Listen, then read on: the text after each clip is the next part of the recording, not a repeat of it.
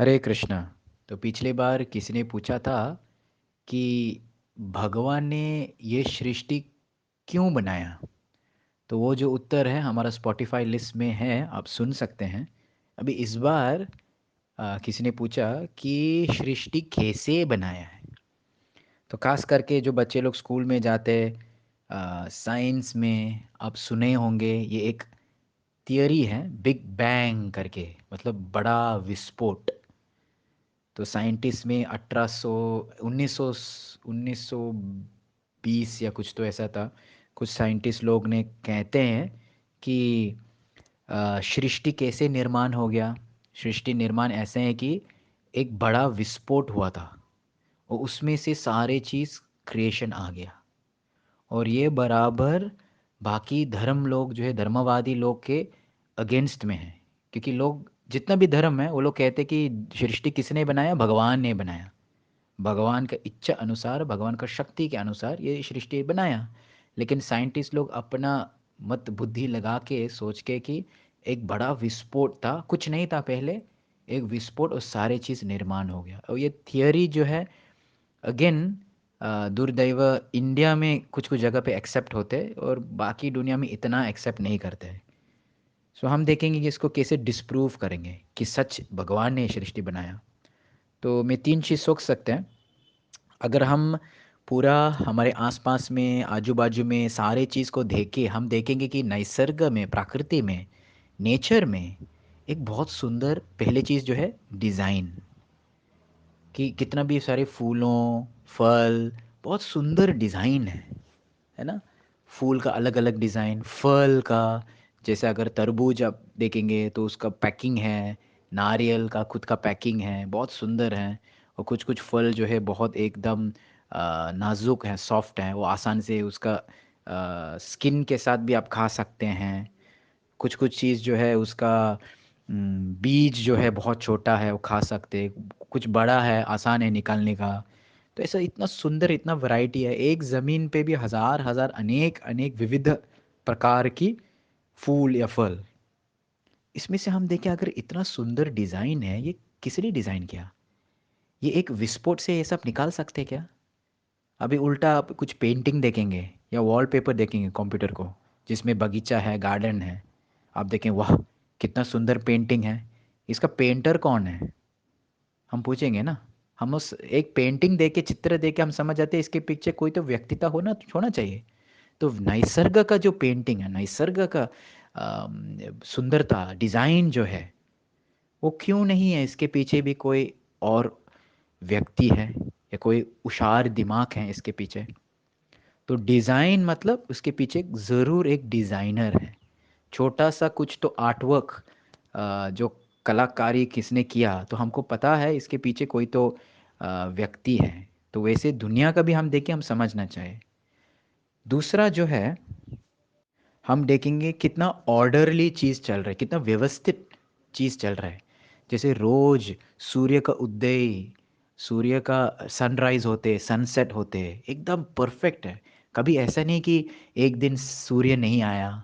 सब चीज़ परफेक्टली चल रहा है, मौसम परफेक्टली चल रहा है, दिन परफेक्टली चल रहा है। हाँ, सारी चीज़ एकदम व्यवस्थित परफेक्टली चल रहा है। और इस दुनिया में हम देखेंगे कुछ ट्रैफिक है या कुछ लाइन है, गर्दी है या कुछ बसेस है, सारी चीज़ सिस्टम है ना। कहाँ से बस पकड़ना, कहाँ से छोड़ेंगे आपको। ज़्यादा गर्दी है तो, ज़्यादा भीड़ है तो फिर पुलिस ट्रैफिक आएगा, उसको सँभालेगा। मतलब कहीं न कहीं उसका व्यवस्थित ऑर्डर है मेंटेन करने के लिए। फिर हम बोलते हैं, वाह! कितना सुंदर प्लानिंग किया। जैसे इंडिया में चंडीगढ़ एक सिटी है जहाँ काफ़ी सुंदर प्लानिंग किया, हैदराबाद भी ऐसे बहुत सुंदर प्लानिंग किया। तो ये प्लानिंग करके हम सीधा पूछेंगे कि इसके पीछे कौन था जो आइडिया दिया प्लानिंग करने के लिए।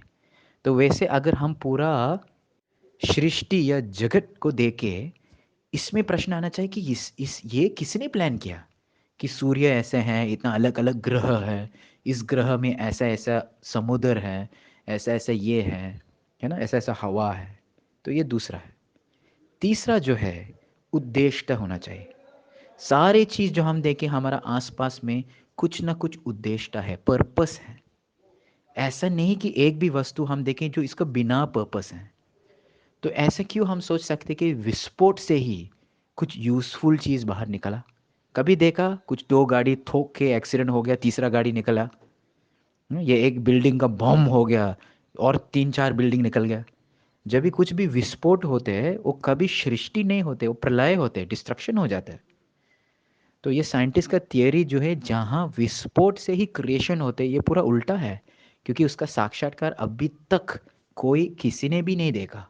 विस्फोट मतलब डिस्ट्रक्शन और नष्ट वाली चीज़ है, कभी निर्माण वाली चीज़ नहीं है, विस्फोट है। सो सारे चीज़ जो हम आसपास में, उसका कुछ ना कुछ हेतु है, कुछ पर्पस है, कुछ उद्देश्य है। कभी कुछ यूजलेस चीज़ नहीं देखा। अगर कोई पेंसिल है आपका टेबल में, तो ये पेंसिल किसी ना किसी डिज़ाइन किया और कुछ पर्पस के लिए। तो वैसे अगर कुछ फल आया, फूल आया, वृक्ष आया या कुछ भी चीज़ आया, मतलब उसको किसी ने डिज़ाइन किया और उसका भी कुछ का हेतु है। अलग अलग प्रकार के योनि हैं।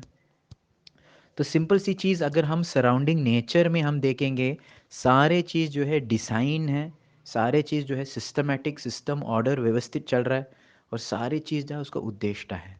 ये देख के हम समझना चाहिए, इसके पीछे बिग बैंग नहीं है, इसके पीछे बिग ब्रेन है।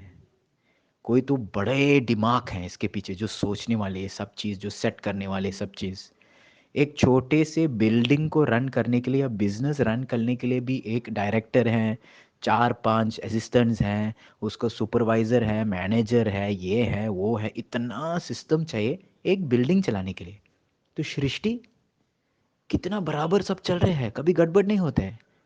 हाँ, हमारा कभी कभी एक्सीडेंट होते, फ्लाइट क्रैश होते, ये होते, वो होते, कभी कभी पावर नहीं है, कभी ये हो।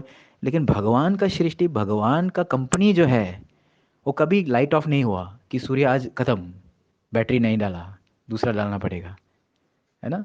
या कभी 2 ग्रह ठोक के एक्सीडेंट हो गया, कभी नहीं सुना हमने। तो भगवान जब प्लानिंग है, भगवान का डिज़ाइन, वो परफेक्ट है। हम लोग जो है भगवान को अनुकरण करने का खुद का छोटा सा जग हम निर्माण कर रहे हैं अपना बिल्डिंग के अंदर, हमारा रूम के अंदर, हमारे देश के अंदर, लेकिन वो हमेशा फॉल्टी है। तो ये याद करना, बिग बैंग का जो थियरी है ये गलत है, इसका कुछ भी बेसिस नहीं, कुछ फाउंडेशन नहीं, इसका सेंस ही नहीं है। उल्टा बिग बैंग नहीं है, बिग ब्रेन है। वही कौन है? भगवान। हरे कृष्णा।